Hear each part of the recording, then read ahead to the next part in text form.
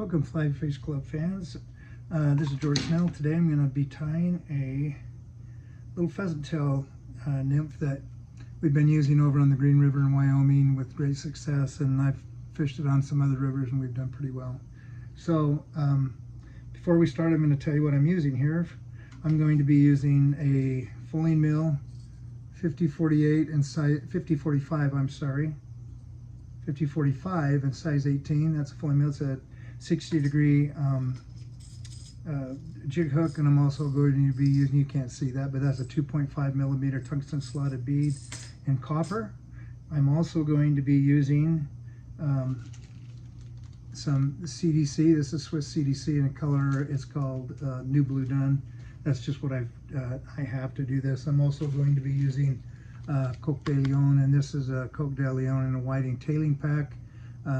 It's an effective way to buy this. Lindsay could probably get these in the shop, but much less expensive than buying the little teeny pack from Hairline or somebody else. But that'll probably last me the rest of my life. I'm also going to be using some ultra wire in copper, size small. And let's see, I think that, oh yes, I'm going to be using some pheasant tail fibers. Just this is a natural, normal pheasant tail. I think I picked that feather up for $1 at Fish Tech.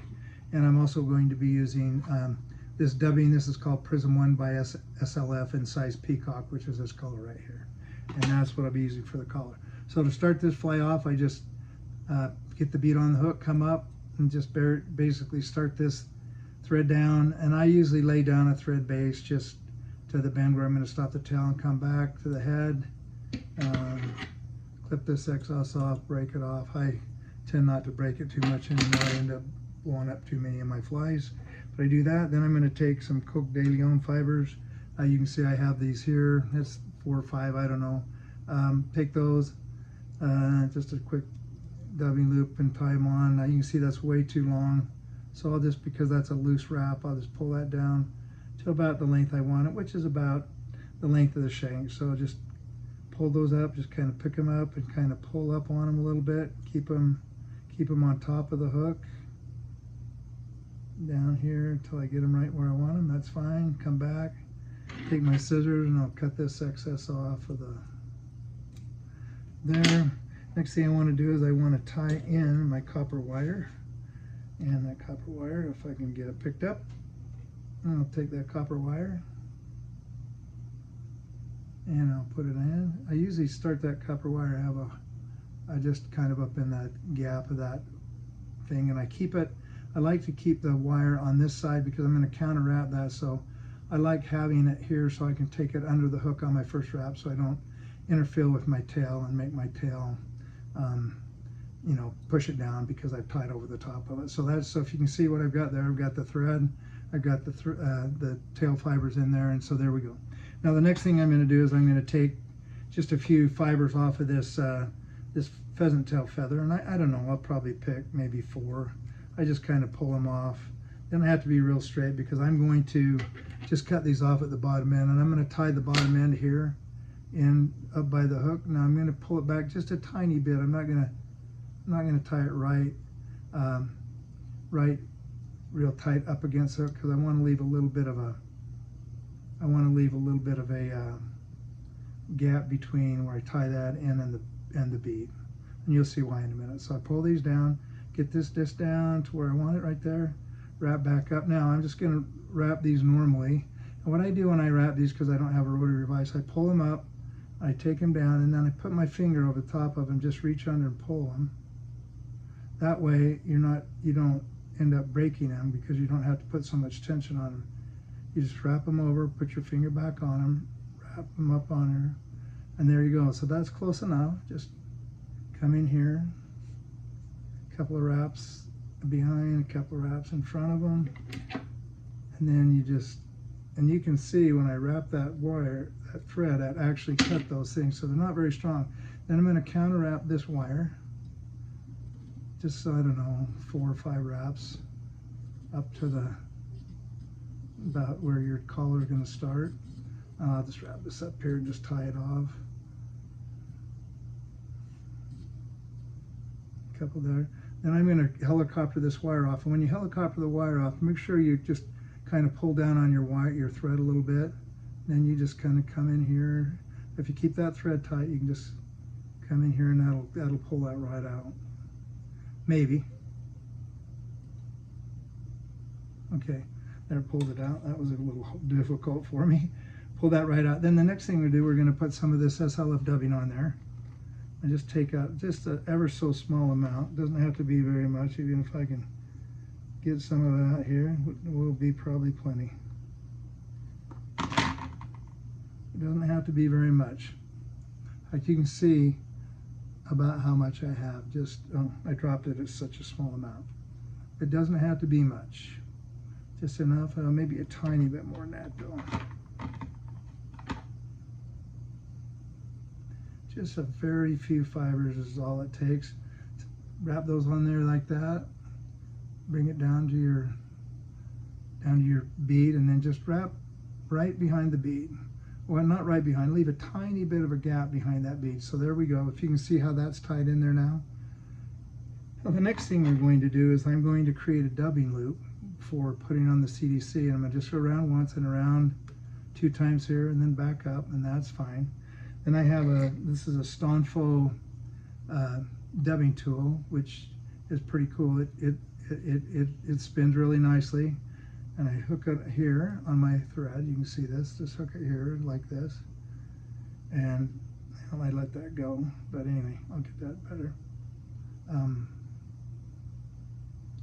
I usually don't let go of that, but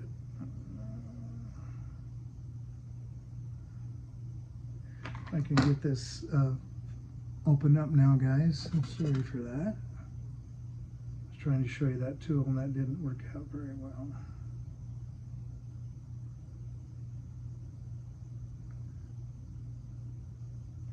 We'll get this opened up again so I can finish tying the fly for you. Anyway, we'll put this tool in here, and I won't let it go to show it to you since I've got to open this back up. Okay, there we go. Now the next thing I'm going to do is I'm going to take this CDC feather, and I've trimmed the very bottom of it off and the very top of it off, so you can see I've just got a good bunch of CDC there, right? What I'll do is I'll take this like this, and I'll put this up along the very edge here, and then I'll clip that feather just like that. And what I want to do, I want to come up here and just trim this feather right next to the vein. Boom. And you guys can see what that looks like, right? So then what we do, well, hopefully what we're going to do here, I just knock this off again. What we're going to do is we're going to take that feather. Hang on, I got to get this open again. All right, here we go. I'm going to take this feather,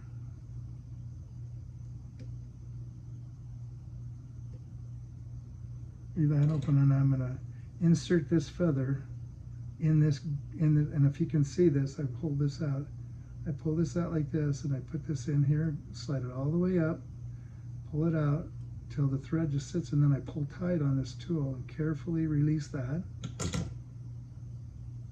And then I can just take this tool and just twist it.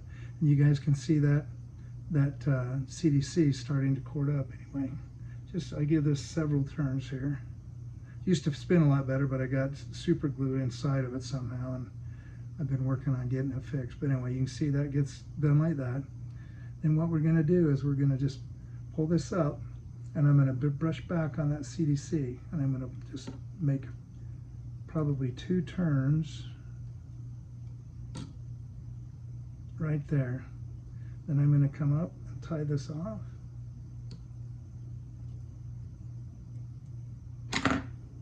One behind, couple behind. Then I'm going to take my scissors, trim this dubbing noodle off. I'm going to take this, and then I'm going to just wrap this up good to tight knot down my bead there. Just put a few wraps behind that, and take a little super glue. That's how I like to do it. I just put a little, not much, just a tiny bit. And then I will take this and